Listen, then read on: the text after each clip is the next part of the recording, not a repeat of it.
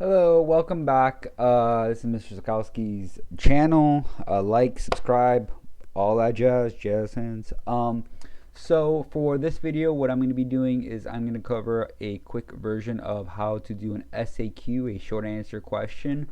On the AP exam, you're going to be getting 4 of these. You have to do the first 2 for both AP World History and AP European History.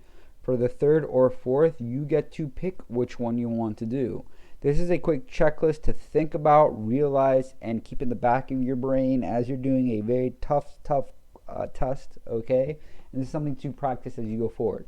It's like riding a bicycle. If you don't practice riding a bicycle and then you don't even know how to ride, and then it's the day of the marathon and you just jump on the bicycle, you're not going to become, the best bike rider of the world, right? So the SAQ, the short answer question, you get 3 of these, and for each of these, you're going to have 23 lines to write your SAQ, right? Now the SAQ has 3 questions in it. Each question is broken down into 3 parts, A, B, and C.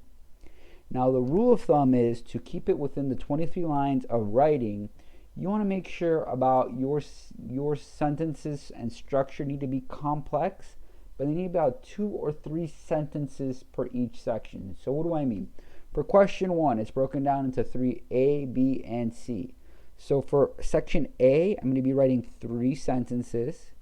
For section B, I'm going to be writing 3 sentences. And for section C, I'm going to be writing 3 sentences. On a loose leaf of paper, that's going to be about more than half of the page, all right? You have 23 lines of spacing. So what you want to do is you want to get a loose leaf piece of paper right now, if you're practicing section, number it 1 through 23, and then find an SAQ out there. I'll give you samples and stuff as I create these videos going forward. But you want to know that this is the space you have to answer one SAQ question. You have 3 of those, right?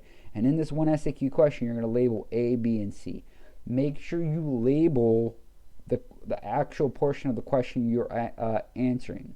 You don't have to answer them in order. So let's say you get an SAQ question and it's broken into 3 parts, A, B, and C, and you really know C, and you're like, oh my God, I just want to write C right now. Do it.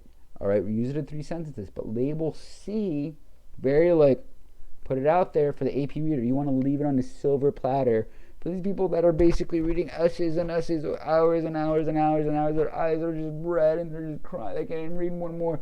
You want to make it like a silver platter. Like, this is section C. I am answering section C of SAQ question 1 for your reader's eyes, right? Do it for your teachers too, because they appreciate that. Then when you start off, you can start off with C, but just make sure you label it C, B, and A, or you can just go A, B, and C, okay? 2 to 3 sentences, why do I say that? It's because if you write 4 or more, you could fit it within the 23 lines. The problem with that is that the more you write on this, it's kind of counterintuitive, especially being a teacher telling kids this, but the more you write on it, the more you're trying to overwrite to make sure you kind of get the point. Teachers know this trick that you're just well, if I'm just gonna write a lot of stuff, hopefully I got this right answer in there, right? I don't really know what I'm talking about, but I'm gonna write 50 sentences. Luck may have it, I should get one of the sentences right and kind of talked about everything. That's where you want to be very specific. Use your 2 to 3 sentences structure. Make it very complex. Now, don't be simple. French Revolution was awesome. No, you want to be grand. The escalation of the French Revolution was due to the 3 Estates Assembly and the issues of taxation without representation from, no, that's the American Revolution. The issues of taxation on the 3rd Estate, which the first 2 estates of the clergy and nobility were always instituting these illicit old school political regime, the old ancient regime kind of thing. Don't say old school in your essay. But you want to make it as complex as possible. The best way that I like to say this to my students is, use all those SAT those questions and all those those terminologies that you probably never would use with your friends texting and doing all that other stuff. This is where you want to leave that lingo out and go all out with a sentence structure. Okay, they like to use the term ACE, which is basically you answer the question, you use citations, contextualization, whatever, and then you explain it, right? And if you do an ACE of each section, you would be fine to actually go for it. It's out there, this ACE thing too.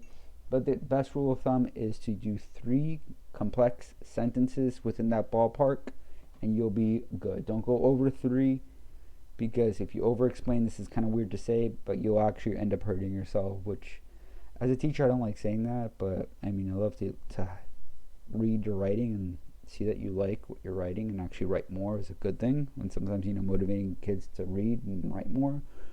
This is one of those times that I'm like, keep it in the sentence structure. Also practice with those 23 lines, because some of you write really big. Some of your spacings of your words are immense, where your whole essay is like one sentence because your spacing is like 3 sentences long or something like that. So practice the 23 lines, because you will see some of the errors of your way. Some of you might not have a problem. You're like, I can do this all the time. I write essays. Some of you be like, I needed like 10 pages for my first SAQ, which is not going to cut it. So you need to practice smaller, write it nicer, write it clear. If you write better handwriting, you know, cursive or not, those are things you want to make it easier for the eyes. It shouldn't be a thing, but the easier it is for the AP reader to read, the happier it's going to be for AP reader, your teacher, to read. Meaning, you want happy people reading your essays. You don't want cranky, you know, oh, my eyes hurt, I'm not happy, I don't know what that, you know, whatever kind of thing. You want happy people reading your essays, right? Because it's basically you want someone happy reading. So here, complex sentences, we talked about that, 2 to 3. Properly labeled, 23 lines of a paper, and includes details from each topic, such as people, ideas, and concepts. So you want to explain it with actual evidence, explain the evidence, and be as complex as possible with words that make sense. Okay, don't use something that's just too out there to really mess up, but you'll be okay with doing those things. Okay, and practice doing it. Spacing and neatness is a major thing for this. Blue or black ink too for this, okay, because the scanning of DBQ, LEQ, and SAQ is it's easier to scan with a dark ink on it, so don't use a pencil. And don't freak out if you need to scratch out or relabel or just jam a label in there, because it's understood it's a rough draft. You're not writing, you know, something that's going to get published in Webster's dictionary or anything, and not at least for this actual work. It's a rough draft, so it should look like a rough draft. They're not expecting something perfect. All right, take care, like, subscribe, all that jazz hands. All right, bye. Oh, bye guys.